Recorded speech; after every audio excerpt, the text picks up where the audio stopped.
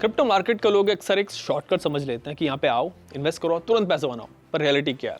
Crypto market fast है लेकिन जल्दी पैसा बनाने की स्कीम नहीं है।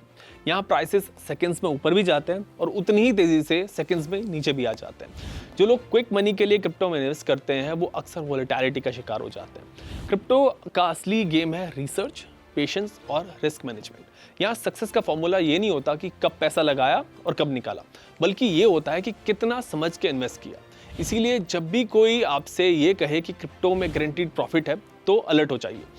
क्रिप्टो मार्केट पर्ल्स का मंत्र है प्रॉफिट से पहले प्रोटेक्शन और एक्साइटमेंट से पहले एजुकेशन।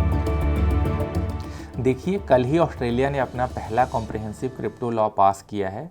एक्सचेंजेस और कस्टोडियंस को वहां पर अब फाइनेंशियल सर्विस लाइसेंस लेना होगा। यूएस में जीनियस एक्ट और मार्केट स्ट्रक्चर बिल ऑलरेडी आगे बढ़ रहे हैं। ईयू में माइका भी ऑपरेशनल है।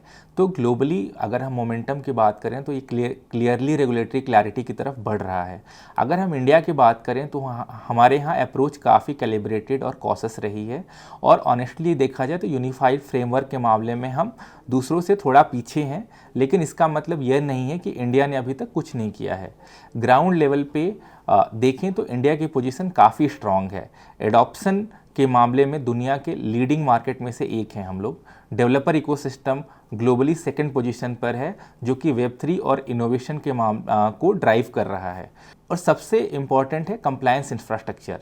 यहाँ पे हर एक्सचेंज को FIU के साथ रजिस्टर करना पड़ता है, AML की रिपोर्टिंग करनी पड़ती है, ट्रांजेक्शन मॉनिटरिंग होती है। और कंप्लायंस जो होता है किसी भी रेगुलेशन की का बैकबोन होता है। तो उस मामले में हम काफ़ी एडवांस है और कंप्लायंस फाउंडेशन इंडिया में काफ़ी स्ट्रॉन्ग है VDA सेक्टर में। अब अगर हम टाइमलाइन की बात करें तो मुझे लगता है कि रेगुलेशन की टाइमलाइन 3 चीज़ों पर डिपेंड करेगी। सबसे पहला है ग्लोबल अलाइनमेंट।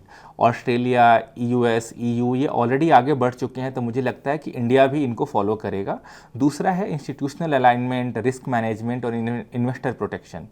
तीसरा जो है फैक्टर वो है डोमेस्टिक स्केल।